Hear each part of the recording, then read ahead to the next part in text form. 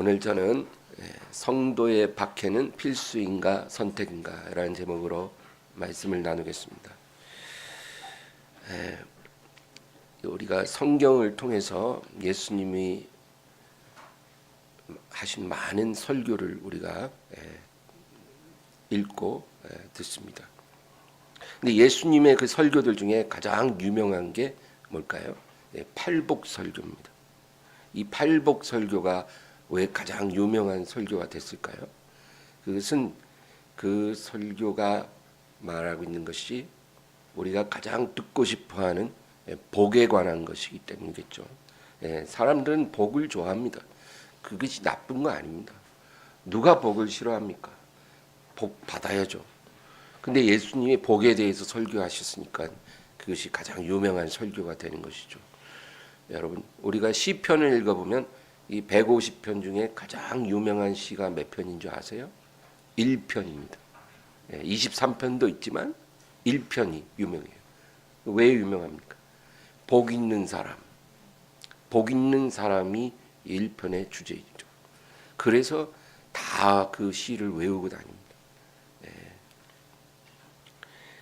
근데 우리가 성경에 말하는 복을 이야기할 때 중요한 부분이 하나 있습니다. 성경은요, 우리가 언제 어떻게 어떤 복을 받을 것이다 라는 것에 대해서는 그렇게 강조하지는 않아요. 어떤 복이든지 하나님이 주시는 복은 제일 좋은 복이니까요. 그런데 성경이 초점을 맞추는 것은 복 자체가 아니라 어떤 사람이 복을 받기에 합당한 사람인가, 그겁니다. 그게 성경이 말하는 복의 가장 중요한 부분입니다.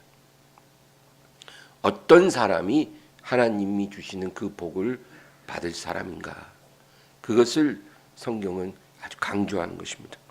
그러니까 복을 원한다고, 복을 바란다고 다 받으면 누가 복을 못 받아요. 이 지구상의 80억 중에 복을 원하지 않은 사람은 아무도 없습니다. 다 복을 받기 원하는데, 그런데 원한다고 받는 게 절대 아니라는 거예요. 그래서 성경은 어떤 사람이 그 복을 받기에 합당한 사람인가를 우리에게 가르쳐 줍니다. 우리가 지금까지 팔복에 대해서 쭉 이제 주일마다 말씀을 나눴죠. 지금까지 7가지 복 있는 사람에 대해서 이야기했습니다. 복이 아니라 복 있는 사람입니다. 복 있는 사람은 8가지 종류가 있는데 지금까지 7가지를 이야기했습니다. 오늘은 그 마지막이죠. 우리가 지난 시간에 다룬 7가지 복 있는 사람을 간단히 먼저 살펴보려고 합니다. 첫 번째가 뭐예요? 심령이 가난한 자입니다. 심령이 가난한 자가 복이 있다. 자기의 영적 가난을 볼 수 있는 사람입니다. 우리가 내 계좌에 돈이 얼마 있고 내 재산이 얼마인가 다 알죠. 그런 것이 아니고 나의 영적인 가난을 정확히 볼 수 있는 사람, 그 사람이 심령이 가난한 사람, 복 있는 사람입니다. 내가 믿음이 있는 줄 알았는데 믿음이 없더라는 거예요. 나는 이제까지 내가 하나님을 잘 믿는 줄 알았는데 나한테 믿음이 없다라는 거죠. 그거를 볼 수 있는 사람. 내가 하나님을 나름 사랑한다고 생각했는데 사랑하지 않고 있다는 거죠. 그거 보고 마음에 실망하는 사람, 낙심하는 사람. 근데 사실 이 사람이 복 있는 사람이다, 그 얘기죠. 두 번째는 뭐예요? 애통하는 자입니다. 내가 지금까지 살면서 그래도 다른 사람보다는 꽤 착하게 산 줄 알았는데 그건 의미가 없더라는 거예요. 저 사람보다 내가 좀 더 양심적으로 산 것은 아무 의미가 없다는 거죠. 내가 하나님과 나와의 관계에서 얼마나 지금까지 많은 죄를 지었는지, 내가 정말 얼마나 큰 죄인인지 그게 깨달아지는 사람. 그러면 어떻게 해요? 애통하죠. 너무 슬퍼서 아픕니다. 그 사람이 복이 있다. 왜? 하나님의 위로가 임할 거라는 거죠. 세 번째는 뭐예요? 온유한 자가 복이 있는 사람이다. 온유한 자는 어떤 사람입니까? 내가 원하지 않아도 하나님이 원하시면 그 길을 가는 사람이에요. 네. 여러분, 이런 온유함은 저절로 만들어지진 않아요. 하나님이 은혜를 주시면 이러한 온유함을 우리가 갖게 됩니다. 어린 아이들도요, 고집이 얼마나 센지 몰라요. 부모가 이리로 가라 해도 자기가 싫으면 절대 안 가요. 자기가 가고 싶은 길로 가려고 애 때려주죠. 그 어린 아이의 모습이 바로 어른들이 돼서도 마찬가지예요. 우리가 그렇게 살고 있어요. 하나님이 이리로 가라 해도 내가 싫으면 못 가는 거예요. 근데 온유한 사람은 내가 원하지 않아도 하나님이 원하시면 그 길로 갈 수 있는 사람. 내가 마시고 싶지 않아도 하나님이 마시라 그러면 마실 수 있는 사람. 이런 사람이 땅을 기업으로 얻을 것이다. 땅의 주인이 된다는 거예요. 최후의 승자가 되는 사람입니다. 그러니까 온유해야 복을 받습니다. 근데 이 온유함은 저절로 생기는 게 아니기 때문에 우리가 신앙의 여정을 걸어가면서 이 왜 우리가 온유해야 되는지 우리가 깨닫고 그리고 훈련하고 연습하고 또 다시 일어서서 다시 시도하고 그럴 때 하나님이 우리에게 그 온유함을 주시고 온유함을 따라 복도 주시는 것입니다. 네 번째는 의에 줄이고 목마른 자가 복이 있다는 것입니다. 하나님의 기준에 부합한 삶을 살고자 목마른 사람, 굶주린 사람, 이게 바로 의에 줄이고 목마른 사람. 내가 하나님을 기쁘시게 하는 사람이 되고 싶은데 그러지 못하잖아요. 그죠? 그런데 그것이 너무 목마른 거예요. 이 세상 사람들은 그런 걸로 목말라 하지 않아요. 돈을 벌고 싶은데 못 벌어서 목말라 하죠. 성공하고 싶은데 못해서 목말라 하죠. 그런데 나도 그렇게 살아왔죠. 그런데 그것이 아니라 하나님의 뜻대로 살고 싶은데 하나님의 기쁨이 되고 싶은데 그러지 못해서 너무 줄이고 목마른 사람입니다.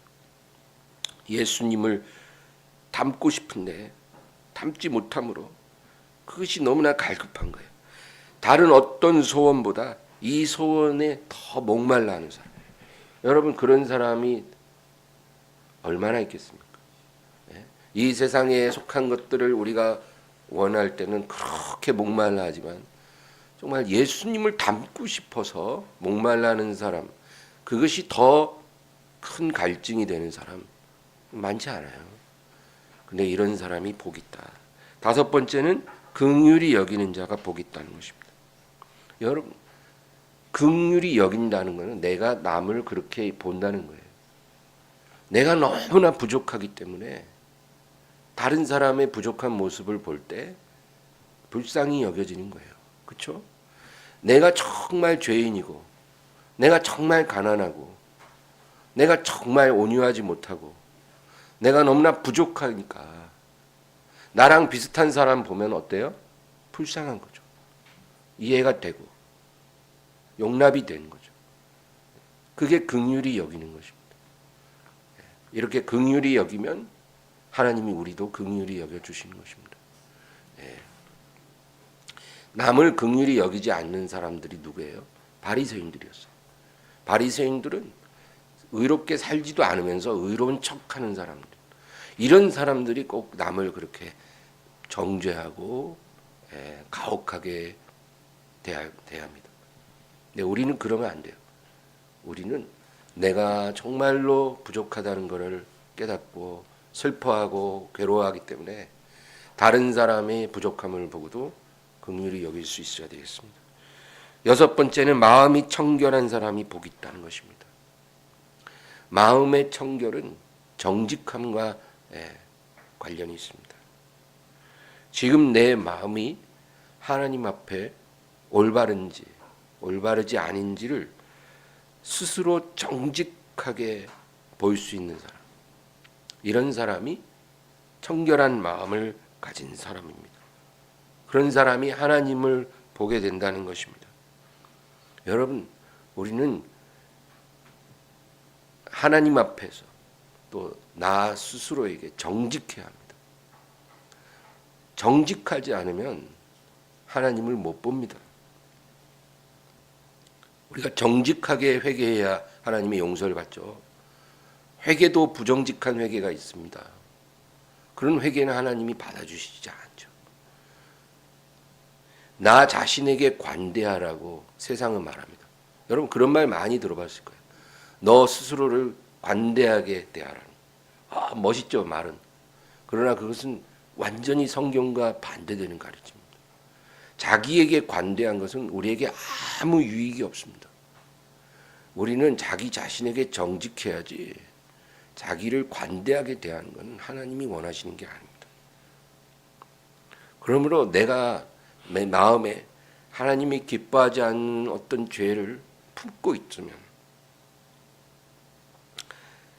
하나님 앞에서 어떤 죄악을 마음에 계획하고 감추어두고 있으면 여러분 우리는 그것을 온전히 버리기 전에는 하나님을 못 봅니다.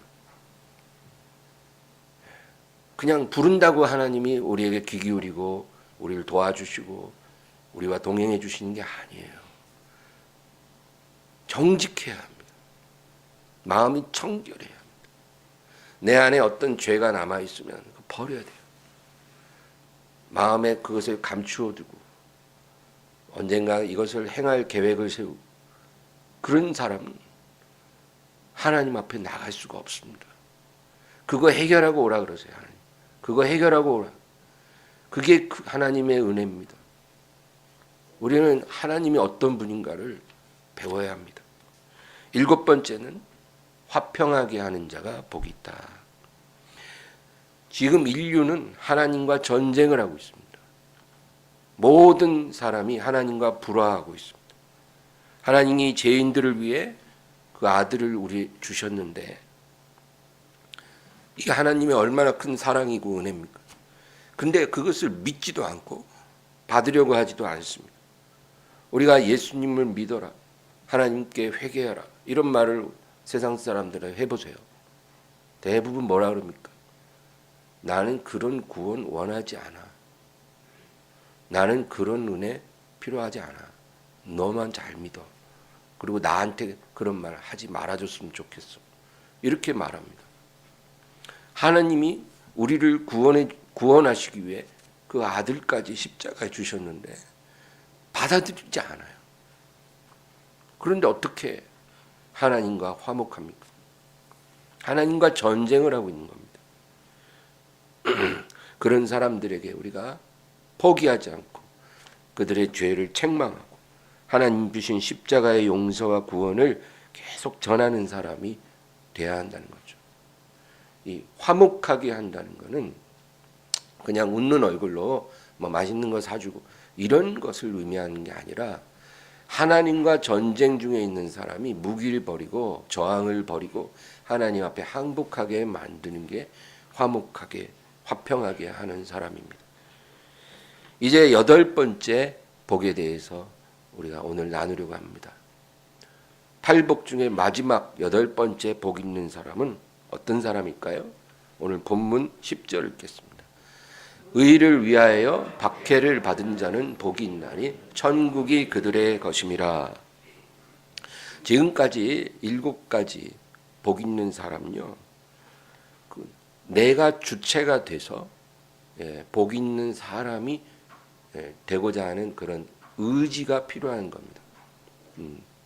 나의 의지가 중요하게 작용을 하는 거예요. 7가지는. 심령이 가난하게 돼야 되고 애통하는 마음 가져야 되고 온유해져야 되고 의에 줄이고 목말라지고 긍휼히 여겨야 되고 마음이 청결해야 되고 화평하게 하는 것입니다. 나의 능동적인 의지가 중요한 거예요. 내가 그러기를 원해야 하는 겁니다. 내가 그렇게 하려고 노력해야 하는 거예요.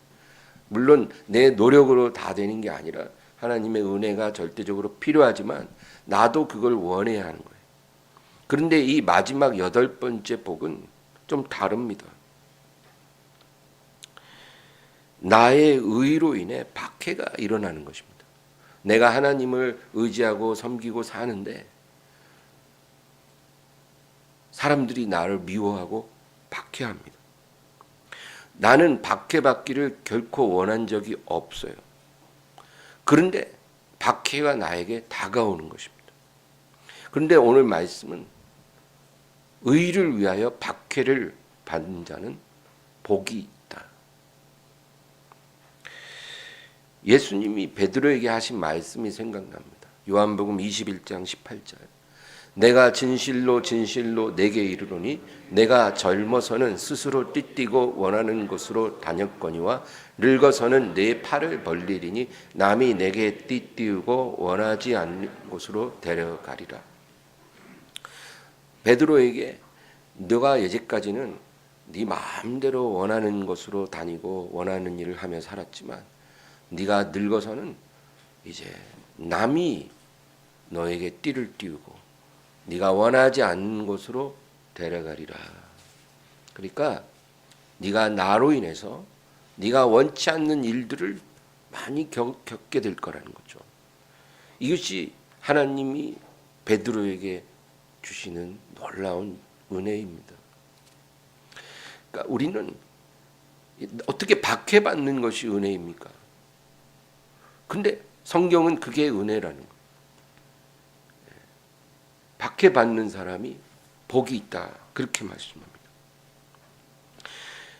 문제는 의가 뭐냐는 거예요. 의를 위하여 박해를 받는 것이 복이 있다고 하는데 그 의는 무엇입니까? 라고 하면 사람마다 그 의의 개념과 기준이 다 다르더라는 거죠. 그래서 이 의가 무엇인가를 분명히 아는 것도 중요한 일입니다. 여러분 북한에 가서 북한 사람들에게 의가 뭐냐 그러면 그 사람들이 뭐라 그럴 것 같으세요? 공산당과 김정은 장군에게 충성하는 게 의라 그러죠. 북한에서는 그게 의입니다. 그렇게 사는 사람이 의인이고 그렇게 못 사면 총살감이에요. 그렇죠? 즉 요즘 정치가 시끄럽잖아요. 나라가 막 딱 나눠졌어요. 어떤 사람은 대통령을 탄핵해야 한다. 어떤 사람은 그러면 안 된다. 탄핵 찬성파에게는 탄핵을 하는 것이 의를 행하는 거예요. 근데 탄핵 반대파에게는 탄핵을 안 하는 것이 의로운 겁니다. 그리고 그 반대편에 있는 사람은 불의한 사람들이에요. 이 세상 사람들의 이 의의 기준이 그렇다는 거예요. 많은 사람들은 내가 법을 잘 지키고 남에게 피해 안 끼치고 내일 열심히 하면서 성실하게 살았으니까 나름 내가 의로운 삶을 살았다. 그렇게 생각을 합니다. 이것이 사람들이 갖고 있는 의의 개념이에요. 그런데 우리는 우리 주님이 말씀하시는 의의 개념이 무엇인가를 알아야 되겠죠. 오늘 주님은 아주 분명하게 말씀합니다. 오늘 본문 11절 12절. 나로 말미암아 너희를 욕하고 박해하고 거짓으로 너희를 거슬러 모든 악한 말을 할 때에는 너희에게 복이 있나니 기뻐하고 즐거워하라. 하늘에서 너희의 상이 큼이라. 너희 전에 있던 선지자들도 이같이 박해하였느니라. 주님 뭐라 그러세요? 나로 말미암아.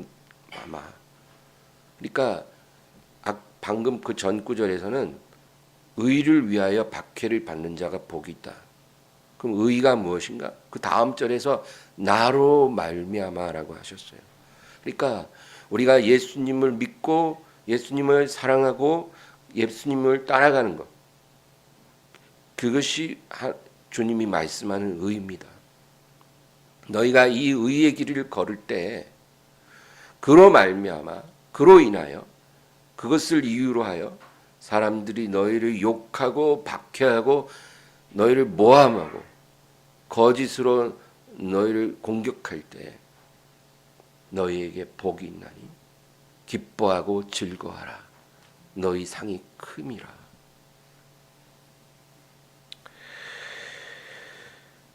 너희가 진심으로 나를 사랑하고 나를 믿고 따라오면 너희는 반드시 박해를 받게 된다고 주님 말씀하십니다.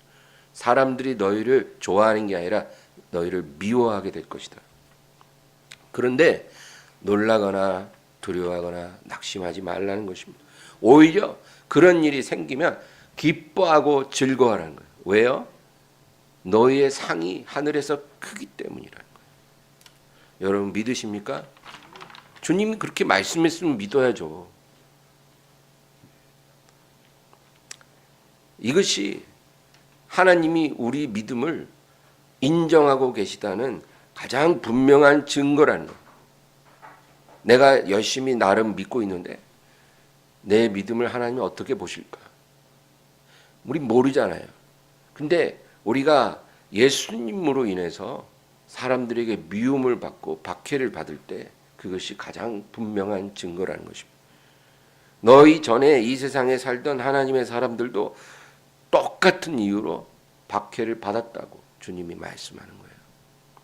그러니까 이 세상에서 하나님을 섬기고 경건하게 살고자 하는 모든 사람들은 이 똑같은 이유로 자기 믿음으로 인해서 세상의 미움을 받았다는 것입니다. 세상이 이런 사람들을 절대로 좋아하거나 환영해 주지 않는다는 것입니다. 디모데후서 3장 12절. 무릇 그리스도 예수 안에서 경건하게 살고자 하는 자는 박해를 받으리라. 우리가 진짜 신앙을 가지고 사면 반드시 박해를 받는다. 그렇게 말씀합니다. 갈라디아서 4장 29절.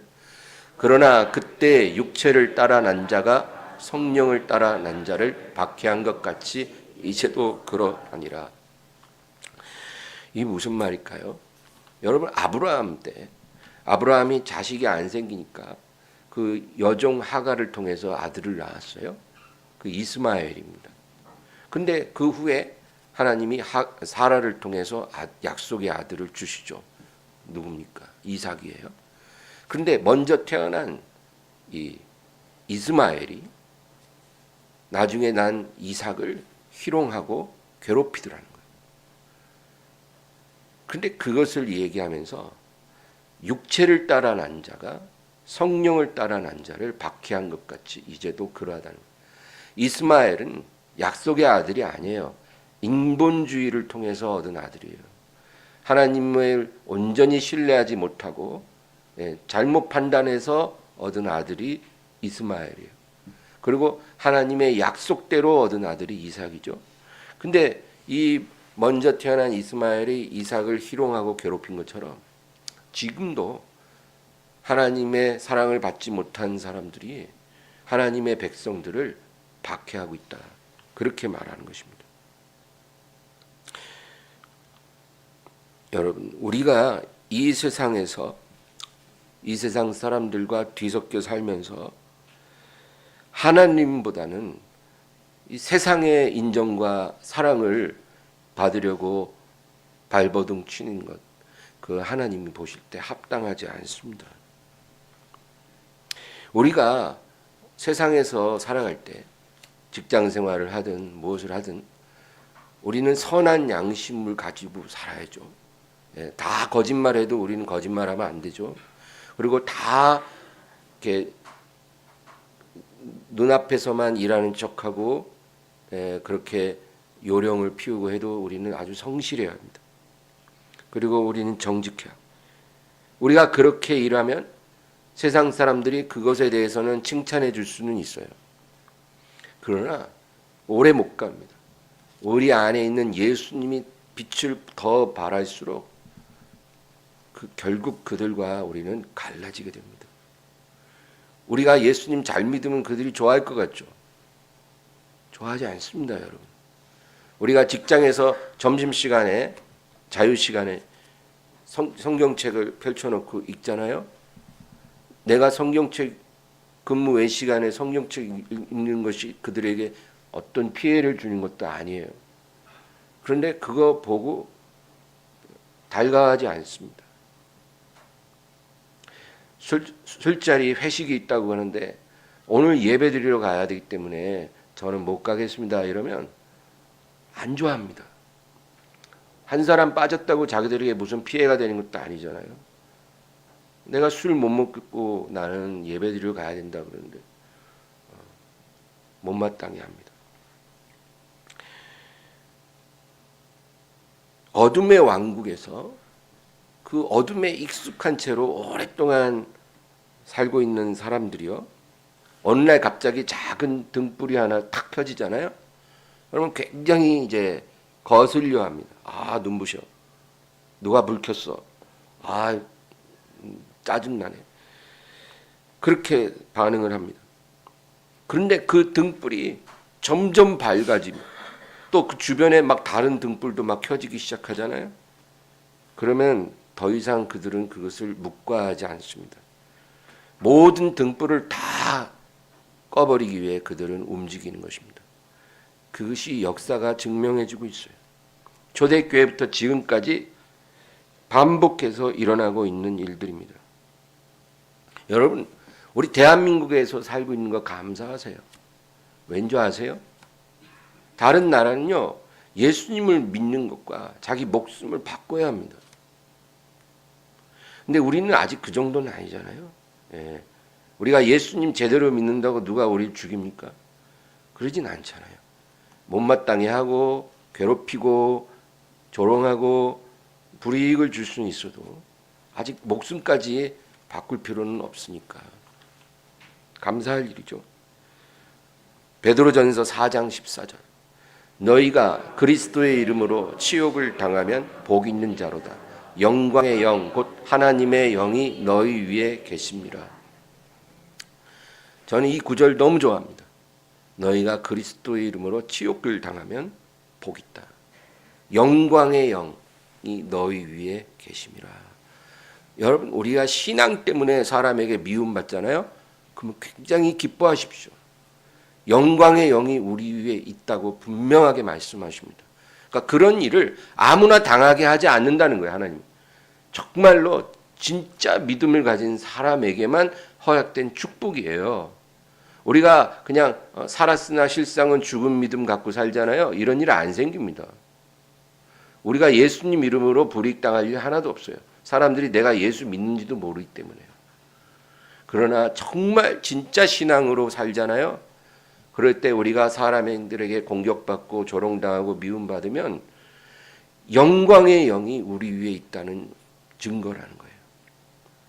얼마나, 여러분, 이것이 우리가 정말로 원해야 될 것입니다. 요한일서 3장 12절 13절, 가인같이 하지 말라. 그는 악한 자에게 속하여 그 아우를 죽였으니 어떤 이유로 죽였느냐. 자기의 행위는 악하고 그의 아우의 행위는 의로움이라. 형제들아, 세상이 너희를 미워하여도 이상히 여기지 말라. 하나님의 자녀가 이 세상에서 불경건한 사람들로부터 미움받는 것을 이상하게 여기지 말라. 당연한 거라. 태초부터 지금까지 똑같은 일이 수없이 무한 반복되고 있습니다. 아담과 하와의 시대부터 지금까지 앞으로도 하나님의 사람은 이 세상에 속한 사람들로부터 미움받습니다. 요한복음 15장 18, 19절, 세상이 너희를 미워하면 너희보다 먼저 나를 미워한 줄을 알라. 너희가 세상에 속하였으면 세상이 자기의 것을 사랑할 것이나 너희는 세상에 속한 자가 아니요 도리어 내가 너희를 세상에서 택하였기 때문에 세상이 너희를 미워하느니라. 세상이 너희를 미워하는 것은 너희가 미워서가 아니라 너희 안에 있는 내가 밉기 때문이라는 거예요. 이게 예수님의 증언입니다. 우리 안에 예수님이 있기 때문에 우리가 미운 거지, 다른 이유가 아니라는 거예요. 우리가 예수님을 버리면 세상이 우리를 좋아할 거라는 거죠. 자기들이 미워하는 예수가 저와 여러분을 택했거든요. 그분의 소유로 삼으셨거든요. 그러니까 자기들이 미워하는 자의 소유된 우리를 똑같이 미워하는 거예요, 여러분. 빌립보서 1장 29절, 그리스도를 위하여 너희에게 은혜를 주신 것은 다만 그를 믿을 뿐 아니라 또한 그를 위하여 고난도 받게 하려 하심이라. 예수 그리스도를 믿는 것과 예수 그리스도를 위하여 고난을 받는 것, 이것은 분리될 수 없습니다. 예수님을 믿는 것과 예수님으로 인해 고난받는 것은 분리될 수가 없어요. 성경은 한 번도 이것이 분리될 수 있다고 말씀하신 적이 없습니다. 이것은 같이 가는 거예요. 우리가 예수님을 진짜로 믿으면 예수님 때문에 고난이 온다는 거예요. 피할 수 없어요. 이 고난을 안 받고 싶으면 예수님을 제대로 안 믿으면 돼요. 그러나 예수님을 제대로 믿으면서 이런 고난을 피하는 방법은 없습니다. 그런데 대부분의 크리스찬들은요, 할 수만 있으면 예수님을 믿는 것과 예수님으로 고난받는 것을 분리하고 싶어 합니다. 믿기는 믿는데 고난은 안 받았으면 좋겠다고 생각을 해요. 그러나 그것은 하나님이 한 번도 약속해 주신 적이 없습니다. 여러분 어떻게 하시겠어요? 아유, 그럼 난 고난 안 받을 거니까 그냥 안 믿을래요. 네, 그러실 수도 있겠죠. 그러지 마시기 바랍니다. AD 2세기경에 터툴리안이라고 하는 유명한 교회 지도자가 있었습니다. 이 터툴리안에게 어떤 사람이 찾아와서 말을 합니다. 아, 선생님, 제 직업이 하나님의 뜻을 행하는데 어려운 부분이 있습니다. 제가 일하다 보면 거짓말도 때로는 해야 하고 또 술도 좀 마셔야 되고요. 또 소소한 죄를 안 지을 수가 없는 일입니다. 이 일이 내 업인데 저도 좀 살아야 되지 않겠습니까? 이렇게 말을 하는 거예요. 그러니까 이 터툴리안이 대답하기를, 꼭 살아야 하겠습니까? 이거 유명한 일화예요. 저도 먹고 살아야 되지 않겠습니까? 저도 이 세상에서 살아야 되지 않겠습니까? 근데 꼭 살아야 하겠습니까? 왜 예수님을 위해 죽을 수는 없다고 생각합니까? 왜 죽지 않고 예수님을 믿을 수 있다고 생각합니까? 여러분, 우리 신앙의 본질을 말한 겁니다. 그냥 교회 다니고 입술로 예수님을 고백하면 신앙이라고 우리는 생각하지만 성경은 그렇게 말씀하신 적이 없어요. 그런 신앙을 신앙이라고, 하나님이 받으시는 신앙이라고 한 번도 우리에게 말해주지 않습니다. 신앙은요, 진지한 겁니다. 뭐 아니면 도예요. 분명히 믿고 핍박도 겸해서 받든지 아니면 아예 안 믿든지, 둘 중에 하나입니다. 믿는데 핍박은 피해가는 신앙은 그거는 신앙이 아닌 겁니다.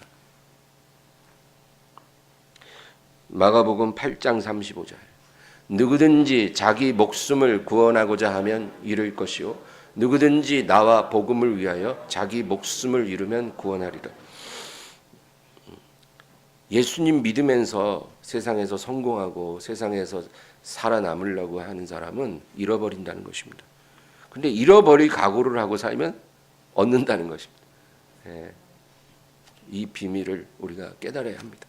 누가복음 17장 33절, 무릇 자기 목숨을 보존하고자 하는 자는 잃을 것이요 잃는 자는 살리리라. 예수님이요, 제자들에게 이 말씀을 얼마나 많이 했는지 몰라요. 요한복음 12장 24, 25, 내가 진실로 진실로 너희에게 이르노니 한 알의 밀이 땅에 떨어져 죽지 아니하면 한 알 그대로 있고 죽으면 많은 열매를 맺느니라. 자기의 생명을 사랑하는 자는 잃어버릴 것이요 이 세상에서 자기의 생명을 미워하는 자는 영생하도록 보존하리라. 이 세상에서 자기 생명을 미워하라 했더니 그럼 자살하는 것도 괜찮겠다. 그러면 안 됩니다. 그런 의미가 아니죠. 자기를 미워하고 생명을 미워하는 게 자살하는 게 아니라 예수님을 믿는 믿음으로 인해서 어떠한 일을 당해도 나는 기뻐하고 즐거워하리라. 이렇게 결심하는 것을 말합니다. 그러면 어떻게 해요? 영생하도록 보존한다는 거예요. 이루려고 각오했더니 다 지켜지는 거예요. 그리고 많은 열매를 맺는다는 거예요. 죽지 않을 때는 그 10년이 지나도 그대로고 20년이 지나도 그대로. 교회를 그렇게 오래 다녔는데도 변한 게 하나도 없어. 내 인격도 내 신앙도 내 삶도 아무것도 달라지지 않았어요. 근데 내가 예수님을 온전히 믿고 그로 인해서 어떤 괴로움도 내가 다 받으리라 이렇게 각오하고 정말 제대로 된 믿음으로 사니까 많은 열매가 맺어지더라는 거죠. 팔복에 여러분 우리가 눈여겨봐야 될 게 첫 번째 복과 여덟 번째 복이 받는 축복이 똑같습니다. 심령이 가난한 자는 복이 있나니 천국이 저들의 것이며, 그리고 마지막 여덟 번째도 의를 위하여 박해받는 자는 복이 있나니 천국이 저들의 것이며. 첫 번째도 천국을 얻을 것이라 그러고 마지막 복도 천국을 얻게 된다는 거예요. 모든 복 중에 가장 궁극적인 복은 여러분 천국에 들어가는 것입니다. 그거 아닙니까? 예? 어떤 복보다도 그게 제일 중요한 복 아닙니까? 바울도 그랬어요. 만약에 우리가 구하고 바라는 것이 이 세상에 속한 것이면 모든 사람 중에 우리가 제일 불쌍하다는 거죠. 그렇죠? 만약에 우리에게 천국이 없다면 크리스찬들처럼 불쌍한 사람이 없는 거예요. 우리가 궁극적으로 받아야 될 복이 천국에 들어가는 것입니다. 그런데 주님은 이 천국의 복을 받으려면 너희는 심령이 가난한 자야 돼. 그리고 의를 위하여 박해를 받을 수 있어야 됩니다. 이렇게 우리에게 말씀하십니다. 여러분, 심령이 가난하고 의를 위하여 박해받는, 누가 가난하고 박해받는 거 좋아하는 사람이 있습니까? 이 세상에 가난해지고 박해받는다 그러면 누가 좋아합니까? 그런데 주님은 가난하고 박해받는 것이 천국에 들어가는 조건이라는 거예요. 너희 심령이 내 앞에서 가난해지고 너가 나로 인해서 박해를 받으면 너는 반드시 천국에 들어갈 사람이다. 그러나 네가 이런 마음이 없이 산다면 네가 원해도 너는 못 들어갈 것이다. 들어가기를 구하는 자가 많으나 못 들어가는 자가 많으리라 주님이 그랬잖아요. 너는 원해도 못 들어갈 거라는 거죠. 여러분, 교회를 5년 다니고 10년 다닌다고 천국에 당연히 들어갈 거라고는 생각하지 마세요. 교회 다니면 기본적으로 천국 티켓은 다 받는 거 아닌가? 누가 그럽니까? 그렇지 않습니다. 예수님은요, 회당 열심히 다녀서 하나님 아버지 나라에 들어간다고 말씀하신 적이 없어요. 심령이 가난해야 되고 의를 위하여 박해도 받을 수 있어야 돼요. 너에게 그 정도의 믿음이 없으면, 그런 마음이 없으면 너는 원해도 그곳에 가지 못할 것이다. 그리스도의 이름으로 치욕을 당하면 기뻐하고 즐거워하라. 영광의 영이 너희 위에 있음이라 그랬잖아요. 이것이 주님이 우리에게 말씀하시는 천국의 비밀입니다. 내가 정말 천국에 들어갈 만한 믿음이 확실히 있는가를 우리가 확답을 얻고 싶으면 내가 예수님 때문에 내 삶에 고난이 있는가? 그렇다면 여러분 기뻐하고 즐거워하고 안심하십시오.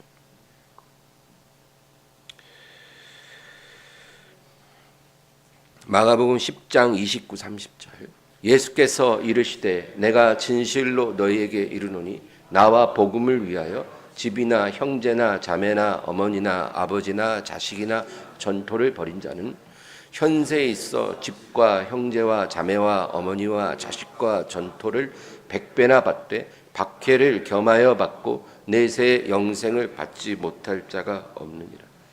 예수님 말씀하십니다. 나와 복음을 위해 자기 집이나 자기 형제나 부모나 자식이나 전토를 벌일 수 있는 사람은 이 현세에서 100배로 보상을 돌려받는 거예요. 100배로 돌려받고 박해를 겸해서 받는다는 것입니다. 여러분, 박해는 피할 수 없어요. 진정한 믿음을 가지고 살 때 박해는 피해갈 수가 없어요. 그냥 당연한 거라고 생각하십시오. 그러나 하나님이 너에게 100배로 보상해 줄 거라는 거예요. 성경에 보면 하나님의 축복도 여러 등급이 있어요. 이삭이 그해 농사를 지었는데 100배로 거뒀다 그런 말 있잖아요. 그래서 이삭이 거부가 됐다 그래요. 그리고 씨 뿌리는 자가 나가서 좋은 땅에 씨를 뿌림에 30배, 60배, 100배로 거두더라. 그러니까 성경에서 하나님이 우리에게 복을 주실 때 가장 큰 배율이 100배입니다. 100배. 예. 그래서 제가 이 말씀 준비하면서 갑자기 설교 중간에 관두고 바로 기도했어요. 주여 내게도 주소서. 내가 복을 받기 원합니다.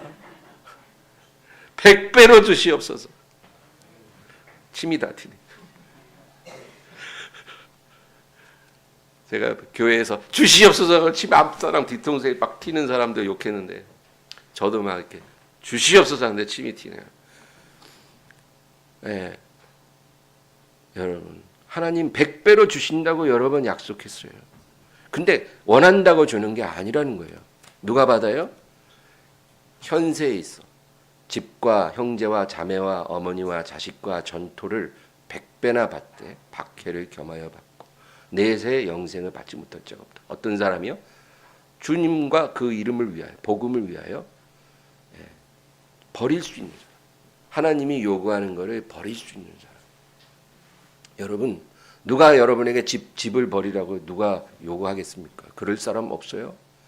앞으로도 없고 영원히 없을 거예요. 그런데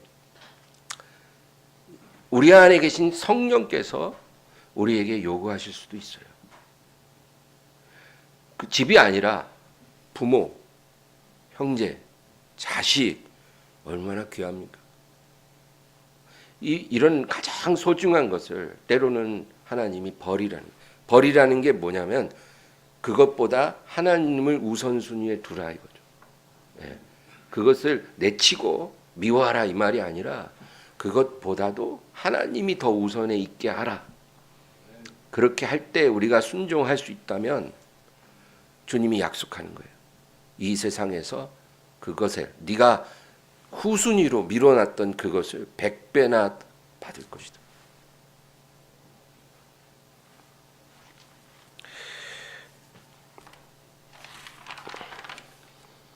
주님을 위해 아무것도 버릴 마음이 없고 버린 적도 없는 사람들이 교회 안에 넘쳐나고 있습니다. 근데 그런 사람들이요, 뭘 버릴 마음도 없으면서 하나님 앞에 100배의 복은 받고 싶어 합니다. 그리고 천국도 무사히 들어가려고 다 줄을 섭니다. 근데 뭐 그런 사람들을 즐겁게 해주려면 여러분 교회 열심히 잘 나오시면 다 복받고 천국 갈 겁니다. 이렇게 목사가 말해주면 너무 좋을 것 같은데 주님은 그렇게 말씀을 안 했기 때문에 저도 그렇게 말을 못 해드려요. 주님과 복음을 위해 버릴 수 있는 사람만 들어갑니다.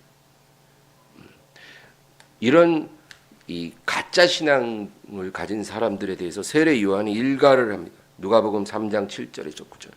요한이 세례 받으러 나오는 무리에게 이르되 독사의 자식들아 누가 너희에게 일러 장차 올 진노를 피하라 하더냐. 그러므로 회개에 합당한 열매를 맺고 속으로 아브라함이 우리 조상이라 말하지 말라. 내가 너희에게 이르노니 하나님이 능히 이 돌들로도 아브라함의 자손이 되게 하시리라. 이미 도끼가 나무 뿌리에 놓였으니 좋은 열매 맺지 아니하는 나무마다 찍혀 불에 던져지리라.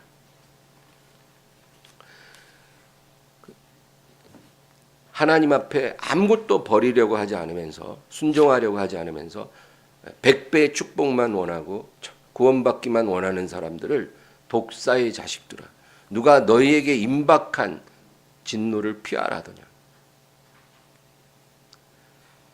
그러므로 너희는 회개에 합당한 열매를 맺으라는 것입니다. 회개에 합당한 열매를 맺으라. 그게 뭘까요? 우리 믿음이 진실된 것인 걸 입증하는 그런 열매를 말합니다. 내 믿음이 가짜가 아니라 진짜라는 것을 입증할 수 있는 열매가 회개에 합당한 열매예요. 정말로 회개한 사람은 변화되거든요. 진짜 회개한 사람은 조금이라도 달라지거든요. 아무것도 안 달라진 사람은 진짜로 회개한 게 아니라는 거예요. 저도 그랬어요. 제가 대학생 때 정말 회개하고 예수님을 영접했을 때 제가 그날로 바로 한 가지 결심했거든요. 이제 술, 담배 이제 안 하리라. 제가 그날 물론 그날로 지키기 시작한 건 아니지만 뭐 수백 번 실패했죠. 수백 번 실패했지만 진실된 결심을 했어요. 그런 결심을 누가 하라고 해서가 아니라 내가 예수님께 회개했으니까 이제 좀 달라져야 되겠다는 생각을 안 할 수가 없는 거예요. 그때 제 수준에서 제가 주님을 위해 할 수 있는 게 그거예요. 내가 버릴 수 있는 게 담뱃값하고 술병을 버리는 거였어요. 진짜 회개한 사람은 달라지기를 결심할 수밖에 없습니다. 그것이 회개에 합당한 열매가 되는 거죠. 그런데 이런 것이 없이 내가 아브라함의 자손이라고 의시되는 거예요. 그건 뭐예요? 내가 크리스찬이라는 거예요. 내가 교회에 오래 다녔다는 거예요. 내가 교회 장로라는 거예요. 내가 권사라는 거예요. 이런 사람들은 임박한 진노를 피할 수 없다. 너희를 찍어서 불에 던지기 위해서 도끼가 준비되었다. 그렇게 말씀합니다.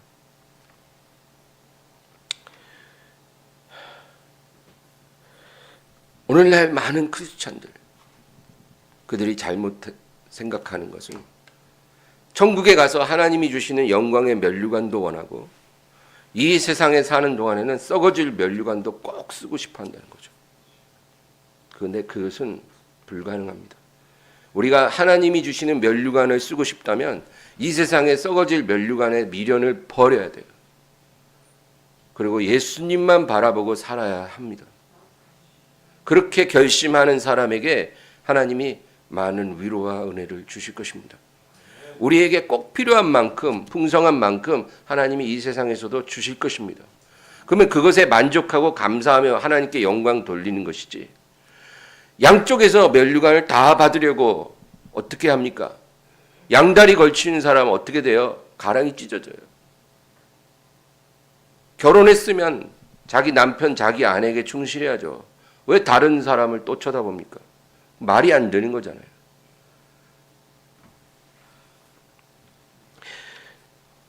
요한일서 2장 15절에서 17절.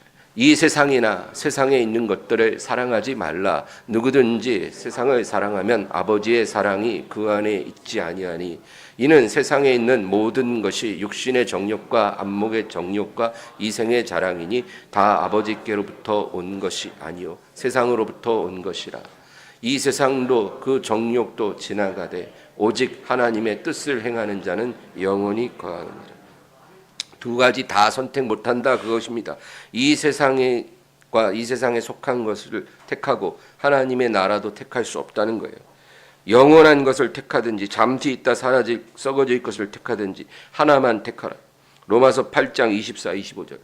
우리가 소망으로 구원을 얻었음에 보이는 소망이 아니니 보는 것을 누가 바라리요.